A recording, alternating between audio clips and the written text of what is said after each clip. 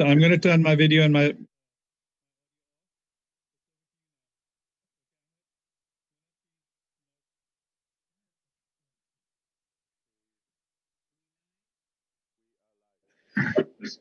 Yeah. La ilaha illallah, la ilaha illallah, la ilaha illallah, la ilaha illallah. Greetings and welcome to the second exchange between Amir Freimann and Shaykh Fadhlalla Haeri. On behalf of the Shaykh Fadhlalla Haeri Foundation, it's my pleasure to be sharing with you this second in this series with Amir Freimann of An Uncommon Dialogue. And the title today is Insights into Peak Experiences in the Sufi Tradition. Amir Freimann is a researcher into the reality of spirituality and is the author of Spiritual Transmission, Paradoxes and Dilemmas on the Spiritual Path. He is currently researching for his doctorate on living transcendence. So everything that is going to be discussed today is related to that. For over 40 years, Shaykh Fadhlalla Haeri has been sharing his insights into the transformative wisdom of Islam and Sufism. Through his travels searching for people who have embodied and lived the light of eternal wisdom, and the more than 40 books that he has authored, he has striven to map out the terrain of the inner realities of the seeker's journey to awakening through surrender, certainty and trust, appropriate conduct, and grace.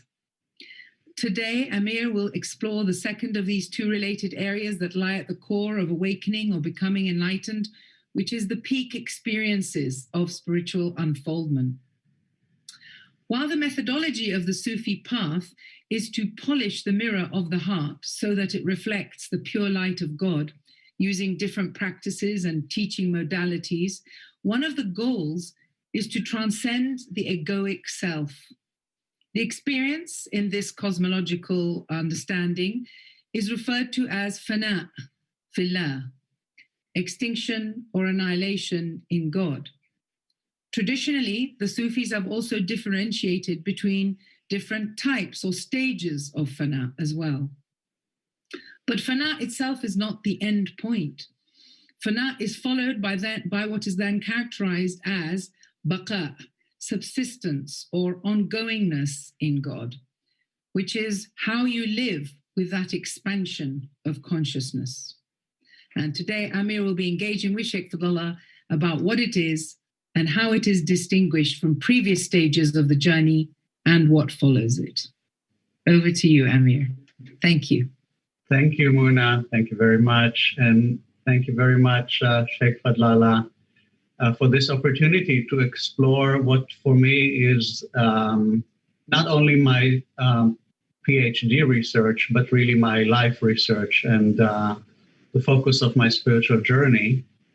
So I'm very happy about this opportunity to explore it with you and receive your perspective, both as somebody who is a teacher and a Sufi master, and somebody who is very well versed with the Sufi tradition and maybe can shed some light on questions I'm exploring from that perspective. I'd like to start by saying that there has been quite a lot of research done over the last 100 years on spiritual or mystical experiences, starting with the famous William James, considered the father of American psychology, who about 100 years, more than 120 years ago, he defined or characterized mystical or religious or spiritual experiences and gave them a few characteristics. And I'll read from my PhD proposal. So he suggested, and several other scholars who explored mystical or religious experiences after him, like Walter Stace in the 60s and Walter Pankey later in the later 60s, they all agreed that the main characteristic of spiritual or mystical experiences is the experience of oneness. And William James also found a few other identifying features, which I think are interesting. Just as an introduction, we're not going to talk. I'd like us to go on and not talk about spiritual experiences, but I think it's a good way of getting into the main topic. So I'm just going to say that the other characteristics of spiritual or mystical experiences are ineffability or indescribability, and I think mystics come back or report to us about their state of spiritual or mystical experience, and they say it's indescribable. There are no words. Humans have no words for that. And another feature is their noetic quality, which means that the mystic doesn't say, I had an experience, but the truth was revealed to me. So it has a quality of knowing, not of experiencing, not of subjective experience, but of knowing the objective truth. Another aspect of mystical experiences is their transiency, which means that the experience cannot be, even though its effect persists, but the state of experience itself cannot be sustained for very long periods. I mean, in my own experience, my life experience, such episodes lasted probably less than a second, I would say, which doesn't make any difference in terms of their effect. But if somebody stood outside of me and took the time, I think they would see that it lasted less than a second. And the last one is the passivity, which means that the experiencer feels that they are recipient of that state or that knowledge.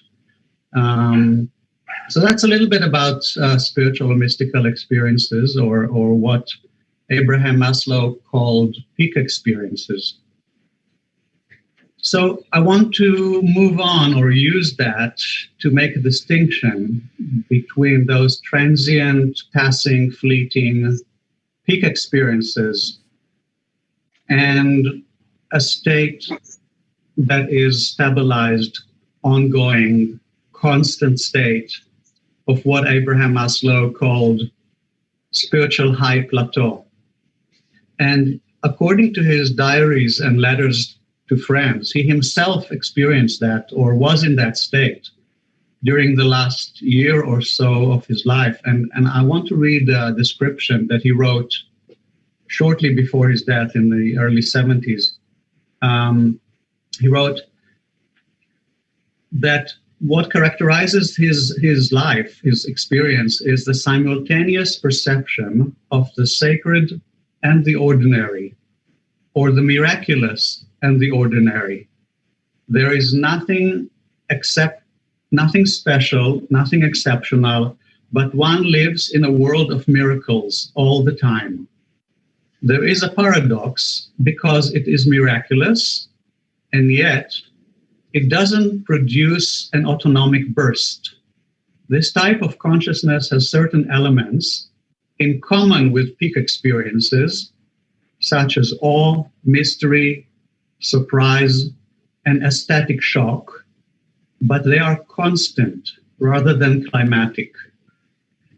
So Abraham Maslow called that spiritual high plateau. And I, for my PhD research, I'm calling it living transcendence.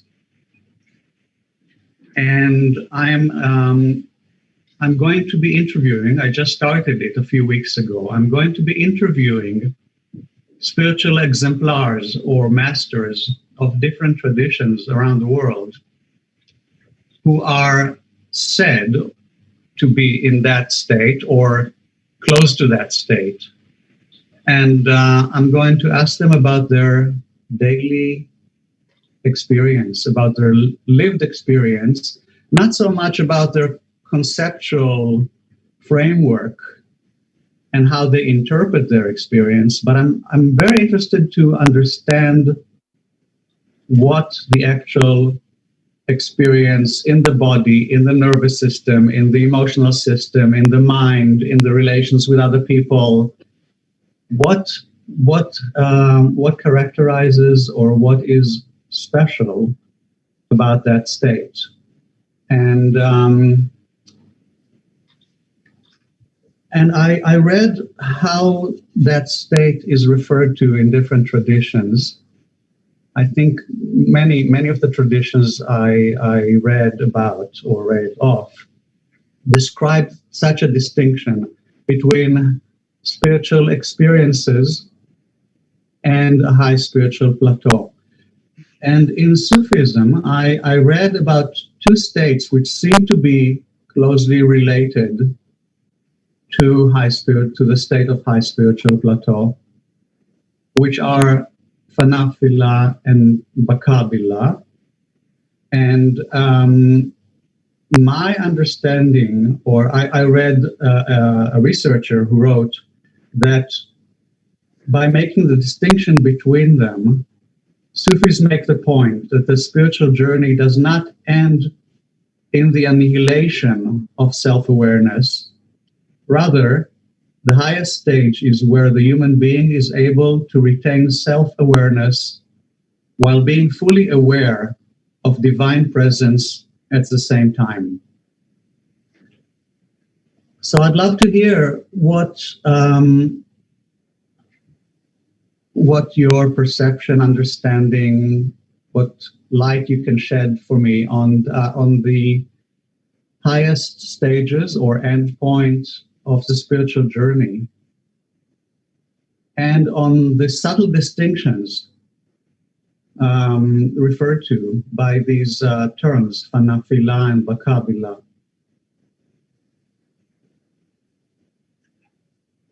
First, I'd like to share with you a very important concept that will help us, and that is we human beings are always evaluating and judging, and our experiences also are often pigeonholed and evaluated.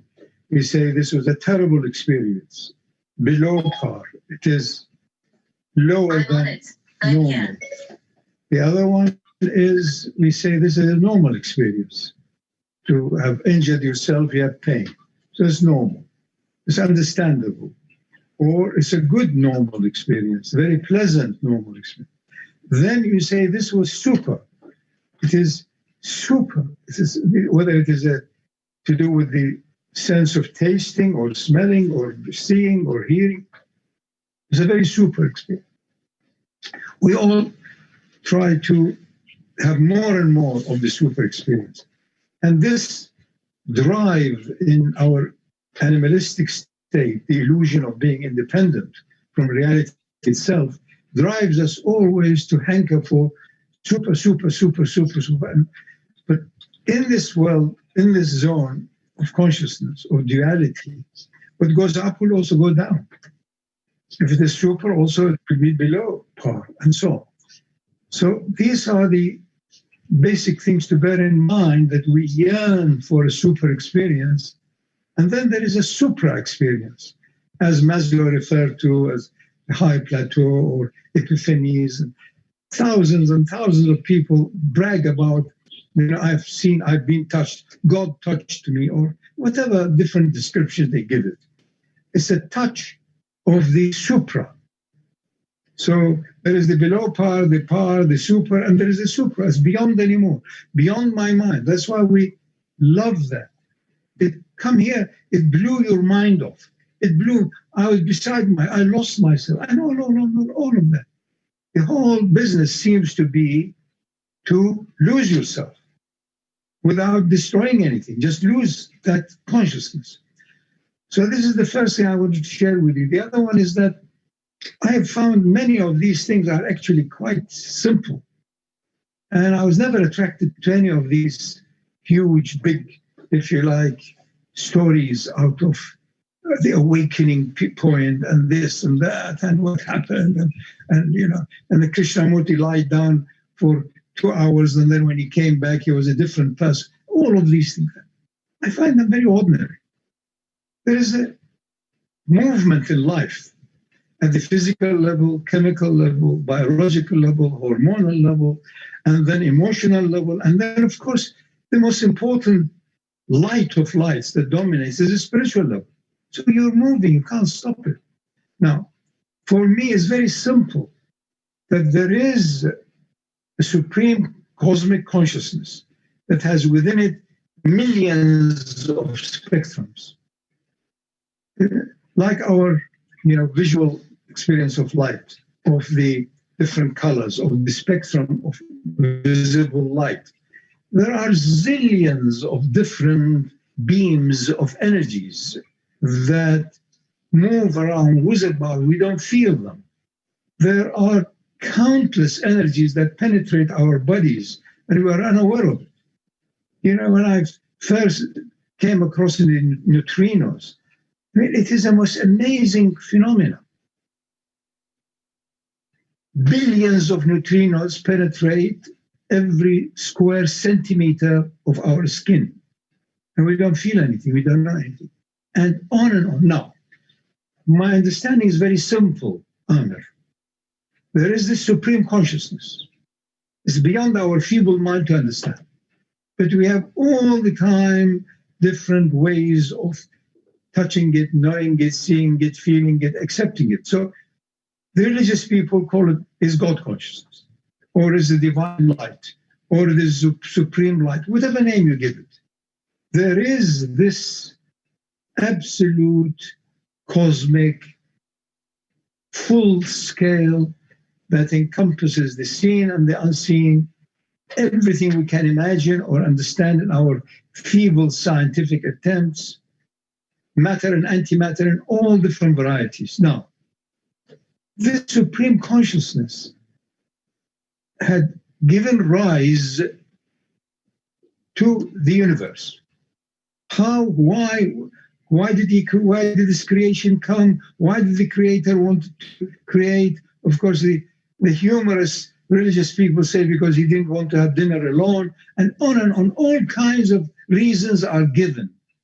Now, I simply go for facts. The fact is that there is this consciousness in me.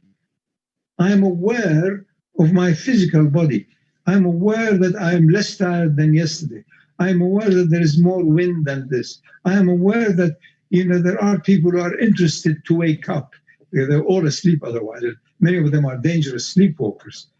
And the issue is that supreme consciousness had given rise to limited, conditioned, passing, insecure, if you like to call it, consciousnesses.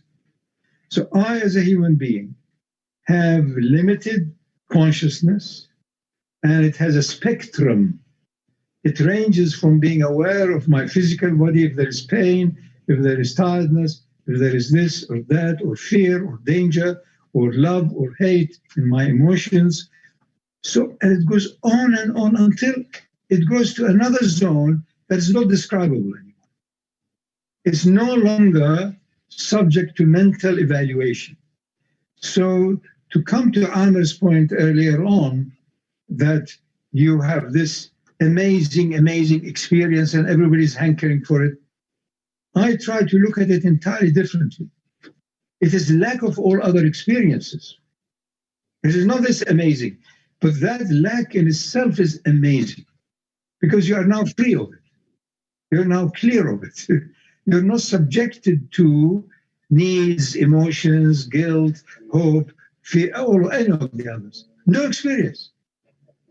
So it's all about, in a way, entering into the zone of the absolute rather than be within the field of the relative conditioned, survival need experiences and consciousness. That zone, which encompasses all, including the zone of the conditioned consciousness, is the most magnificent. Here I like to share something very important, that all of the great attributes that we love emanate from that source. So it isn't God that loves or hates or fears. From that Godhead, the absolute, the non-describable, non-qualifiable, whatever, cosmic light of lights, emerges many other lights with characteristics. The quality of life. It's one of the main attributes that emanate from that Godhead.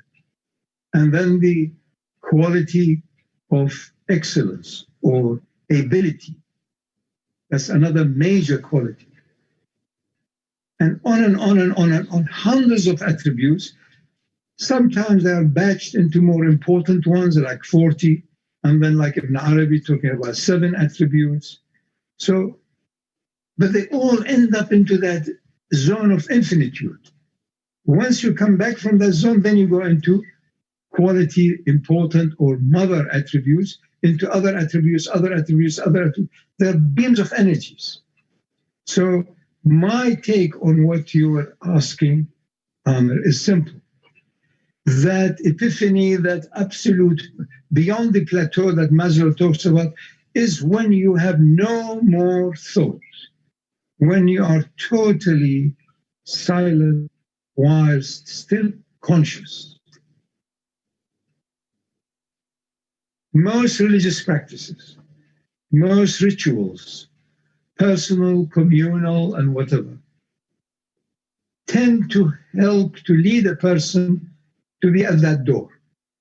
No experience, nothing discernible, nothing that you can describe. And that is where the joy lies.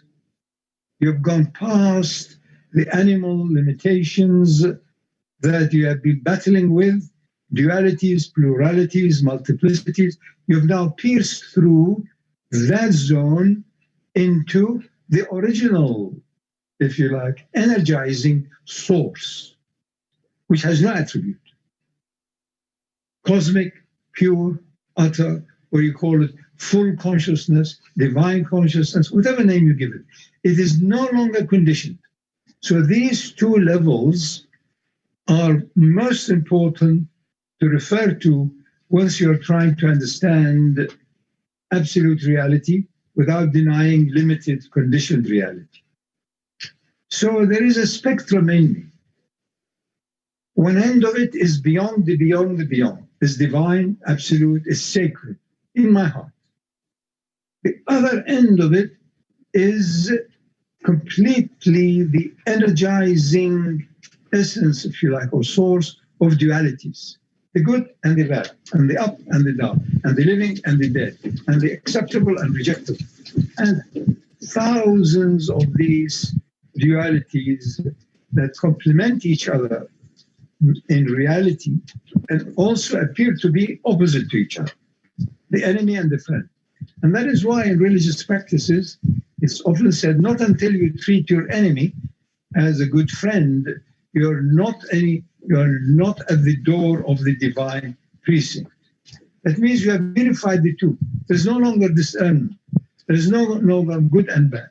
There's no longer you and whoever else. There's no longer you and them. There's only that oneness. The them is different versions of you in different steps or different stations of your life. It's for that reason, I think,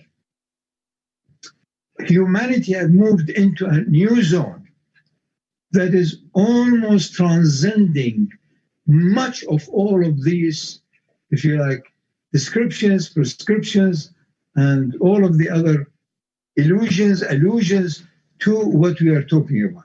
So I hope Amir will do his PhD soon, because soon it may be redundant, because people will know what you're talking about. There's only that one. And the fact that I'm separate from the one is also part of the grace of the one, part of it is humor, that who am I? There's only that one. The illusion of separation, the illusion of personal identity is necessary for my stability on earth, for my need and desire and hope and wish and prayers for survival. It's the beginning of the book of arrival. The book of arrival is my own soul, contains the entire story of the cosmos. Therefore, it is sacred. Therefore, if I kill a person for no, acceptable, judiciously, whatever reason, then I've killed me. I've killed humanity. There's only one unit, one soul, one self. All human beings containing the same soul. And this is in the Quran, it is also in the other Abrahamic and other traditions as well. We are essentially the same. And there you have the also metaphor of the offsprings of Adam. From the same mother, but different stages in our human evolution of sophistication, complexity, or discernible knowledges and understandings. So the story is very simple. Every human being carries in their own soul the entire spectrum of consciousness. One end of it is divine and sacred. The other end is human and bovine, and it can be dangerous, it can be terrible, it can be destructive, and it can be constructive in a small way. The more the individual conditioned self refers to the soul and refers to the light that is emitted from the soul, the more their life on earth is likely to be more pleasant, more enjoyable, more desirable, and at peace, and yet in dynamic joyfulness. If we live that, then we have attained, if you like, the paradise on earth within the limitations of the earth because of space and time. The idea of paradise or anything we love is boundless, is eternal, not subject to space and time. We are on earth in the womb of conditioned limitations of space and time. And the more we cope with it, the more we are at the edge of experiencing the epiphanies or the touches of that which is infinite and boundless. And that is our real nature. And it is to that nature that we return after leaving the incumbencies of our bodies and minds. Relief. So that's what we want to practice now. When you are lying in the most beautiful spot, you have got your, most incredible quality of sky and breeze, and you are with someone you love and so on. Say, I wish I die now. Because by death you are permanentizing. Death ends up the illusion of time and space and the movement. You want to have it forever. And your nature is forever. Your soul is forever. But you have not practiced being a soul because of need for survival. And society and everybody else, because of their limitations, they hinder you. They don't want somebody suddenly goes around and says, there is only God. And if he does, and admits that it's not only God is in me, God is everywhere. And not only that, there is only God. Everything else is diluted version of that amazing, intensive energy. It's a bit like the sun. You can't see it. It has to be seen through filters and filters and filters. The same thing with the soul. The filter of the ego, the filter of personality, the filter of identity, the filter of the illusion that I can do anything independent of the source of life in me. The illusion that I can play God, and on and on. So the story for me is very simple. Every one of us appears on earth as an earthly creature who evolved over billions of years from an amazing event, which we have no idea as to how it happened, of awareness of awareness. And that is life. So if I want to really totally at all times touch upon that zone of the absolute highest plateau, then I need to be aware all the time of my lowest experiences of survival, of fight and flight, and all of the other things. Be aware of it, because I'm still conscious as an independent, semi-independent body. And I have, if you like, responsibility for it. And I love that.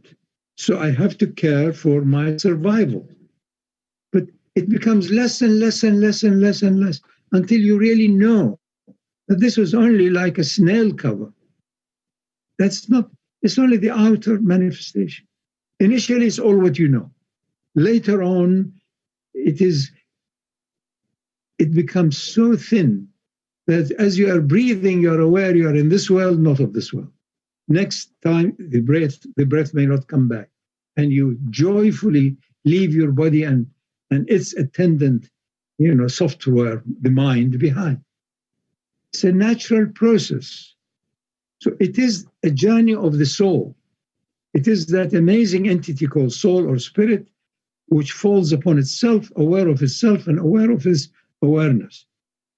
For it to experience all of the magnificent interactions of energy and matter on this earth, so that it has done its completion. There's nothing more. Now it can return to the zone of the infinitude of energy fields that are beyond any boundaries or bound. It has done its job.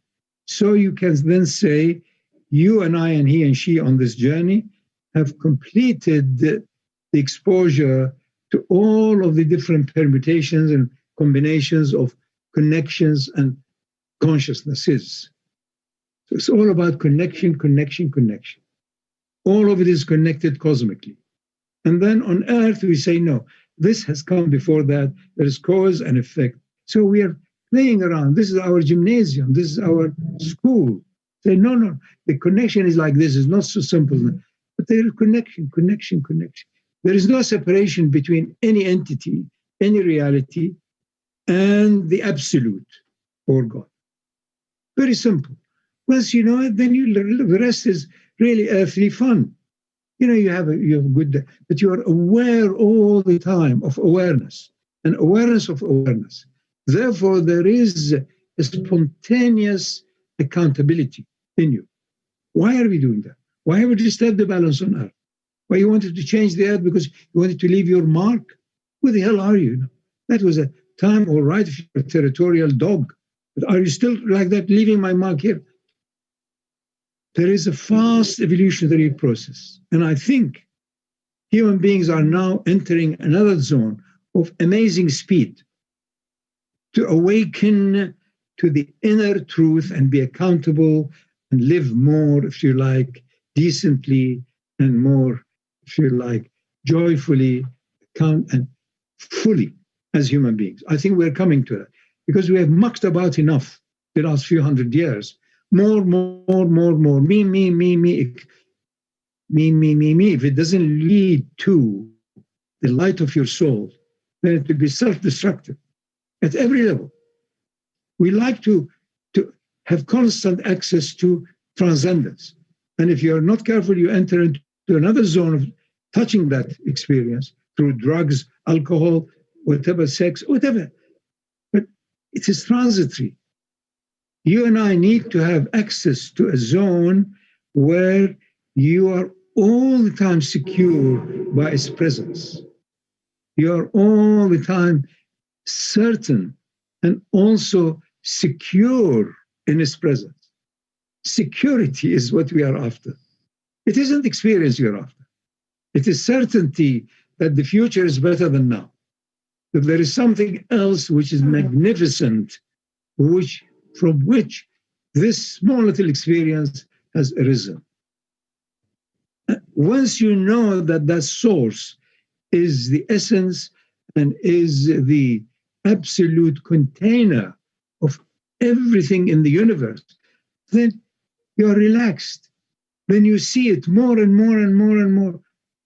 But the Quran has a beautiful ayah, says, wherever you turn is the light of God. That's what it means. Wherever you turn is the presence of God. So where are you? Where do you escape to? So you're now being truly truthful and genuine rather than a thief. You said there is only God. So, and my soul is from God to God by God. Finished. So there is no more fear, no more sorrow. There is now witnessing perfection upon perfection upon perfection. And you can share it with those who can touch upon it without trying to be elitist or presuming or assuming that you can give anybody anything. A real teacher of spirituality cannot give anything. At best, he or she can declare, I can give you nothing. I can take away nothing. But at best, I can be a mirror if you can look into that mirror to see yourself. And then good luck to you. That's all. There was a need a few hundred years ago to have communities, to have cults, to have other worships. Not anymore. They've served their purpose. Now you have to be self-accountable, self-aware, and self-transcend. And then earlier on, when you are having these epiphanies, you actually long to escape that high voltage. So it's good to have an occupation or a job or to have a family so you take care of your others. It's too intense that you don't exist. Because all these years you are adding more and more to your silly biography. Every now and then also you do a new, revision of it to improve it. Because you all want the best. It was not quite me. You must excuse me. And that time I was very insecure and whatever, and I did all these stupid mistakes. It wasn't quite me. But who was you? It means I was absent-minded. It meaning I fell into my emotions and into my mind rather than my heart. Simple. It doesn't need 50 years of going to wherever.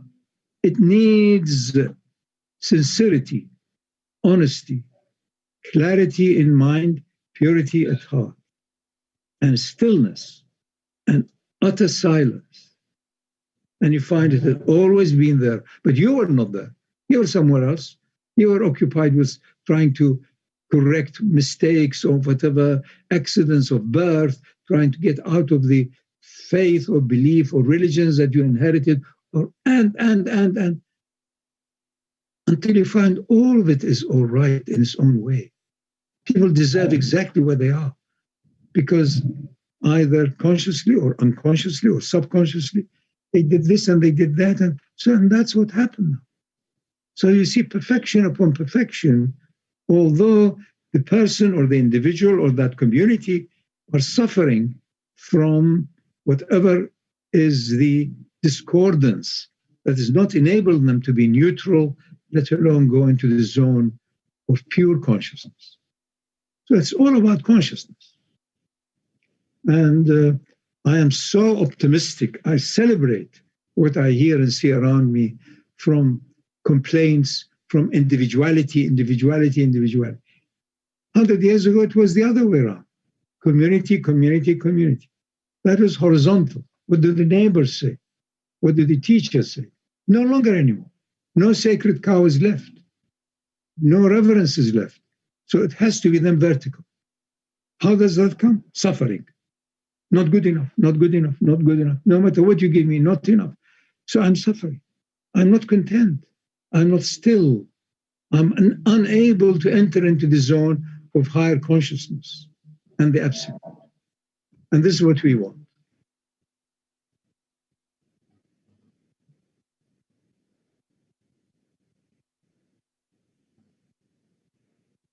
Well, I think we could end the conversation here because I don't think more can be added onto what you said.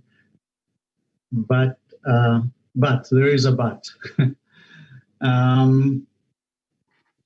which is I hear you speak about a view of perfection in which the two, shall we say, two aspects of infinite consciousness, which is beyond our mind, beyond our imagination, beyond experience,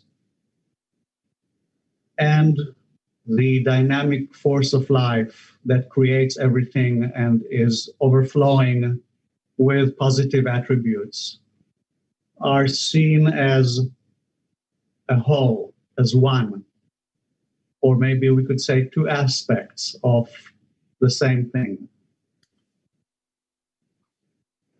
And from that perspective of wholeness and completion and perfection, also every experience and every state of consciousness and of existence are seen as part of that. Well, that is not quite my experience, and I think that maybe that's why I'm doing this research, is because in my experience there are two things which seem to be quite separate, and one is living in the world. And don't misunderstand me. I love living in the world. I love being here. And I feel very powerfully moved, motivated to make it a better world and contribute to that. So I'm very happy with living in the world. There's nothing wrong with that. And another state seems to have nothing to do with the world of time and space and evolution and going anywhere. It's just wholeness and perfection that needs nothing, wants nothing, has nothing, and is everything in by its nature. And the two seem to be, I don't see how they are related, to be honest. I mean, when you speak, I can sense that for you it's obvious that there are two aspects of the same thing. To me, they are not. So that's what I think is motivating me to make that connection and to have that perspective from which they are non-separate. Does that make sense? Yes, I understand where you're coming from. You're underwater, and I'm trying to describe also what is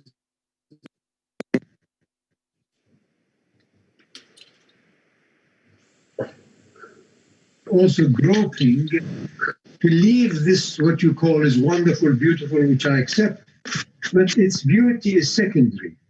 Its beauty, its wonderment is illusory, and it also causes as much pain as pleasure. So with discrimination, with wisdom, you say this was what I loved, what I wanted, but it's not good enough because it's unreliable. I want that truly permanent. Otherwise, I feel insecure. Would you love me forever? Would you still want me forever? Would you employ me forever? Am I going to be used? This is all childish. It's understandable. It's understandable. But this zone of my limited experience must have come from a greater source which encompasses the cosmos. Mm-hmm. And every experience we do takes us a step towards that door. Why do you want good sleep? What does that do? Why do you want clear mind? Why do you want peace in the world? That everybody's killing everybody else. Why peace? Because we want that neutral zone that is no longer having the survival experience needs overwhelming us. You want arrival, not just survival. Arrival is in the absolute, it's in your own heart. It isn't something outside you. It is within you, but you have not been able to address it because we've been growing from being a virus or a bacteria a few billions of years to animals, and now it is me, and my, and I am this tribe, and I'm this nation, and I'm this language, or this. This is our earthly growth, and it's coming to a zone where the old systems that held it together is falling apart. Our nation, our great army, no longer valid. All falling to pieces. That means the individual has to now address the issue. Who am I? Once you begin to move through discarding, I'm not this, I was this, not anymore. I was that, yes. I wanted, I was ambitious about my career, but not any longer. Once I had my career and I was with all other people, I wanted to leave. On and on and on. One layer of the onion skin after another. Until where are you? Where is the innermost of the onion? Where is it? It was a light in your own heart. But how can my mind and my clumsy body and so on, which measures things by kilometers and meters or even nanometers, how can it understand that which is infinitesimal in its immeasurability? But you allude to it, and then you refer to that zone of consciousness, and you find it works. You find that whenever you're confronted with a difficulty, you go through your experiences in your mind quickly, say, no, did I have anything like this before you met? Or you ask somebody else to give you some beam of light so as you don't want to suffer. So you want to get out of that challenge with ease. No. But if you have learned to stop everything, just go into that zone of a high plateau of whatever name you like to give. You will get the answer. May not be the right time. You have to wait. Or you have to wait until some few other events happen, few other more miserable collective human tragedies to happen, and then it will waken up. How many hundreds and thousands of small and big wars have we had? We're now beginning to realize that you can't win people by force, and you want to win, and win over your own animals. And that will only come not by killing it, not by just leaving the animal in the zoo. Just walking about, you find you are not just that animal. You are a heavenly light that enables you to see the animal, warn about the animal, run away from the animal, or put a chain on the animal, and on and on and on. So you will discover experientially. These two zones are completely different, as you said, but they connect. Where do they connect? In my heart, in my soul. That is where they connect. It's for that reason there are so many conundrums in science. One of the biggest ones is the problem of measurement. It is the biggest problem in that, in the most repeated experience. Once you are present, then the laser beam, the photon, behaves differently, as though it takes cognizance of your consciousness. It behaves as a photon, as a particle, not as a wave function. The same thing as a child. When a child, 4 years, 5-year-old playing, doing something, whatever, if there is an adult or somebody else nearby, they behave differently. Animals do the same. There is something else beyond the measurable or discernible as far as consciousness is concerned. So the ultimate point in all real religions comes out. Don't you know that God sees? So this is one of the mother attributes of Al-Basir. He sees all. He hears all. He knows all. Wherever you go, there is a trace of that divine already. Although it appears as pure matter, there is no pure matter. It's energy frozen in that rock for a while. So I accept your clarity and honesty, and I respect that truly. But bear in mind a theory. I'm just presenting you that with this theory, that the absolute, the boundless, the essence of the so-called you, and the biographical, physical, material you connect in a zone which we call your soul or spirit, which we also allegorically say it lives in your metaphorical heart in you. Take that as a theory, and you'll find it's true. That the so-called you grew up with it is really not not the real you. This so-called is alive because of the real you, and that's a divine light. And that is not subject to a place or time. That is enlightenment, that is awakening, and that is for everyone. No one is ever excluded. But most people get it after they die. Because the burden of the mind and the body and the experience and the biography is heavy. So once it is shed, then so The real me was there all the time, beckoning me, calling me, laughing at me, laughing with me sometimes. And that's it.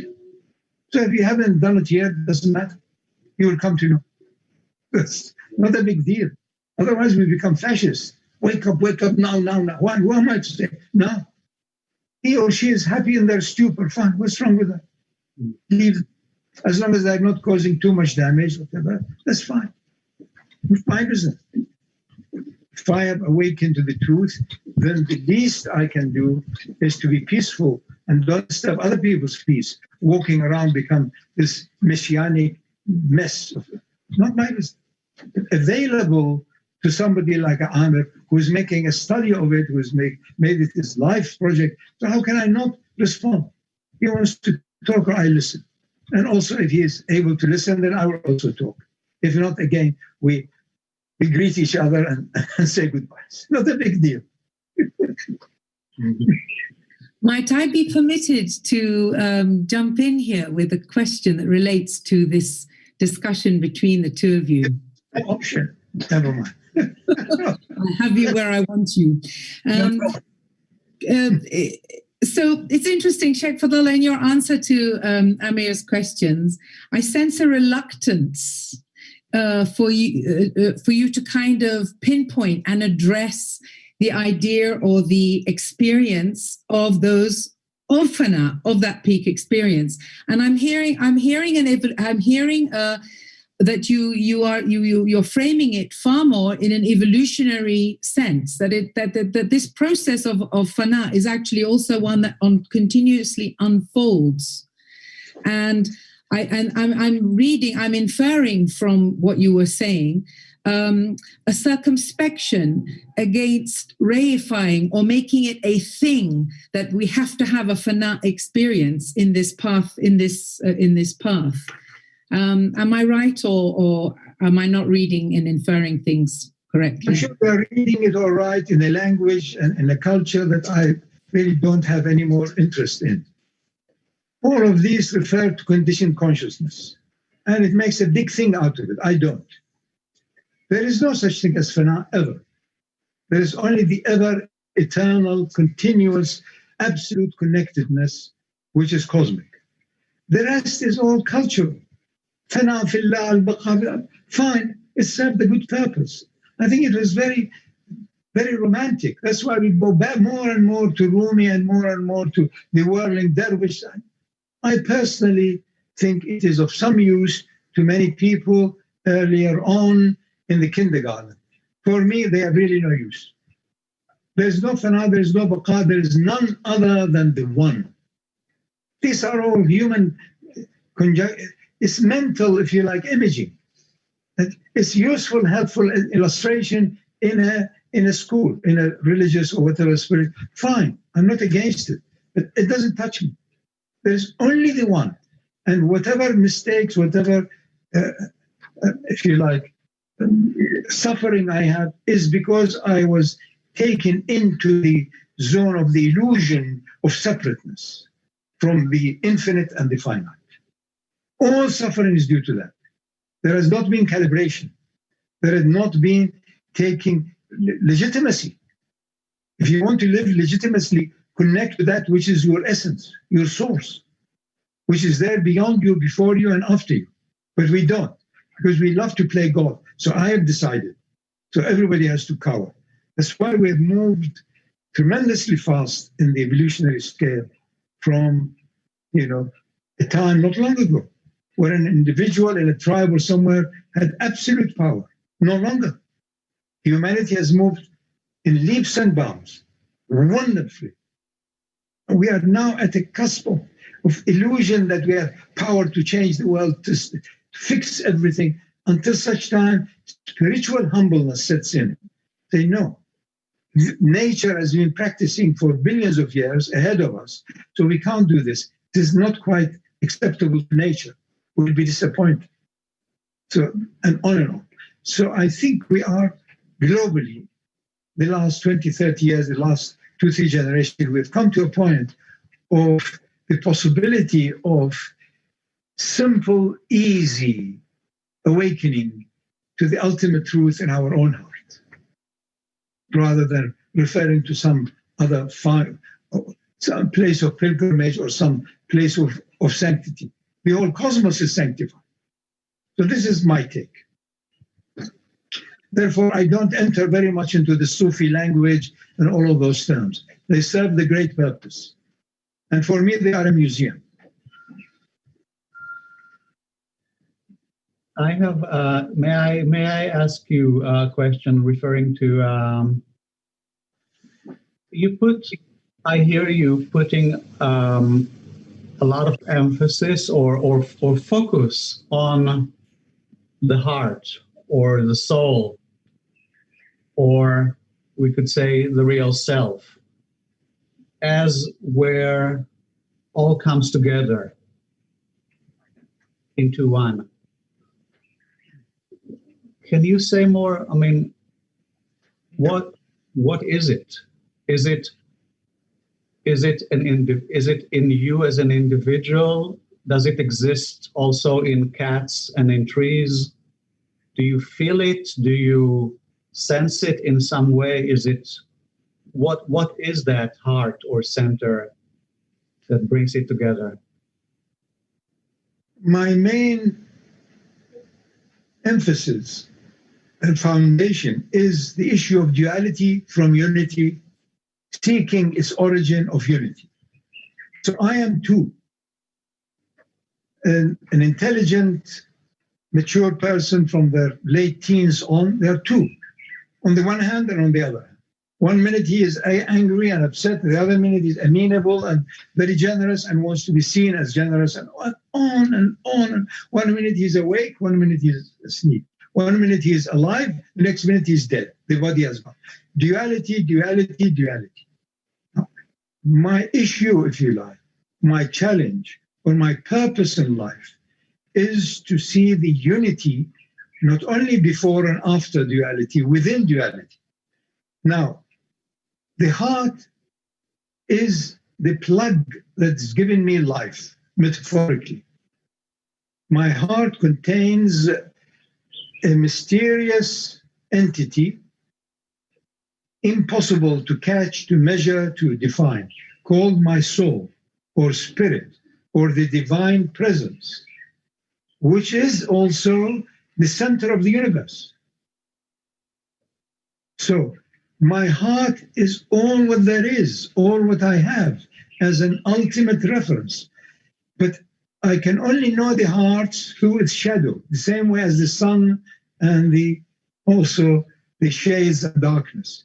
The shadow of the soul is the ego, the lower self, the animal self, the biographical self, the identifiable self, the self that has been given the childish opportunity to run around, appear as the doer, as the taker, as the giver, as the withholder, all of the other things we play.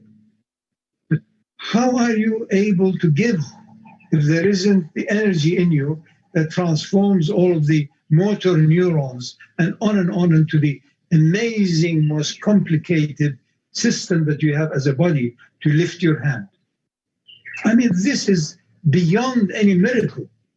So the real me is an entity that is beyond me, that has created me, that is giving life to the me in my own heart. So it's with you. That's why God says, I'm with you wherever you are, because that's where God dwells. My life. So the completion of the journey, that's why I said I'm leaving behind with gratitude, with respect, with love and honor, all of the teachings before. But what I say is that it's now simpler and easier. We have been living in an age where the language has changed. Nearly 30, 40, 50%, depends where you are, of our day-to-day language didn't exist 100 years ago because it's technology-based. You know, is your cell phone charged? If somebody 100 years ago comes, is it charged? What do you mean? What is cell phone? No, my cells are here. On and on and on. Times have changed. Higher and higher and higher. So I now can refer to any person and say, look, Who's told you to do that? Well, nobody was around and I did. But what do you mean around? Did you ask your own soul? Did you refer to the center that gives you life? No. The other most important issue, if you, this business of epiphany, awakening the higher plateau, to me, it means very simple thing. You have now moved from the illusion of you having life to a reference, connectedness, utter unity with life itself. Life itself is continuous. It doesn't stop after you die. And that's what we want to know. Once you have truly given up the illusion of your life is separate from cosmic life, then you have no fear, no sorrow. It's not yours. It's been loaned to you for experiences that will be no longer after you leave the body and the mind. And that's why we love deep sleep. It's a slight housekeeping effort to give up a bit the idea of I am this doer, I am this, and I'm carrying all these burdens of emotional this and that. You're practicing death. So it is a celebration. Going back again to the Sufi language, the day they died, considered it the day of the Urs, of the wedding day. I mean, now you are at one with the one. You're no longer looking for a soulmate. Whatever soulmate you may find in this world, one day he or she will give you a checkmate. So enough. I was stupid all these years, but not anymore. An angel spoke to me. I married the wrong woman, although it's 50 years old. So we're all seeking we're all like children in a gymnasium with all of these attempts. Put the house together, put the country together, balance those who are bad elements, you have to give them isolation, imprisonment, the ultimate punishment. They have no connection like the COVID-19 has done to the whole world. But no more connection. No, stop it. Social distance. Social distancing could lead to spiritual unity, but at the moment is only leading to suffering and anxiety. So it is to do with being honest. It's not your life. It's life itself touched you through your heart. Acknowledge that. Refer to them. Now, and whatever you do, you question how valuable it is later on. Because we want continuity. So whatever I am doing, is it going to be helpful, useful, is it not going to be in any way detrimental to human progress spiritually or not? So that's all what it is. And then you have no more guilt, no more fear, no more anxiety. You're aware that the air goes in your breast, may not come out. It doesn't matter. Life becomes celebratory rather than a cause for a celebration. It in itself is celebration. But the causes are earlier on are important. I don't deny enjoying the wealth. I don't deny enjoying a relationship or a meal or a travel or wonderment in nature or watching the animals, how they care before winter of hiding some food, wherever it is, for continuity. Look at the squirrel, it's worshipping. Look at the ant. Look, it is magnificent, preparing you for absolute magnificence. That's all.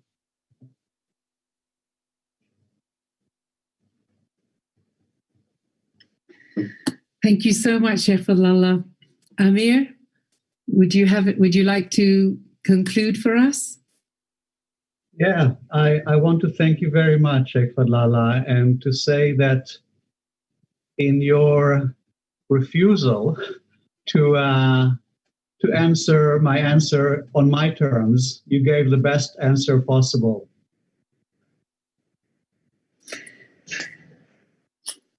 Thank you very much. I thank you. I have very special, if you like, transcendental link that makes me completely give in, love, and trust the unity that we have experienced also within all the diversities. I thank you also. And I thank you, Muna, I thank you, Abbas, thank you, Ahmed, thank you, whoever else. Because this is worship. The present day's worship is touching the zone, which one side of it is infinitude and the absolute, and the other side of it is the relative, is the human, is the earthly. It is the celestial and the terrestrial connecting, and that is a very high level of worship. Thank you very much. You have all my love. Thank you. Thank you. Thank you both. Thank you so much. Bless you. And I think our listeners have found this a most fascinating and riveting extended conversation. Thank you, Shaykh Fadhlalla, for talking to us from the vantage point beyond phenomenology of these spiritual realities. And I hope and pray that we are all able to swim and bask in that, from that field, and look upon all of our life experience from that vantage point of unity. It sounds thrilling. Wonderful. Thank you so much. And for all our listeners, if you'd like to subscribe to the YouTube channel and also to the SFH Foundation website, you will receive regular updates and other posts or podcasts or little articles and enrich your daily life thereby. Alhamdulillah, shukra. Bless you. Peace be upon you all. Salaam alaikum. Thank you, thank you, thank you, thank you. Bismillah.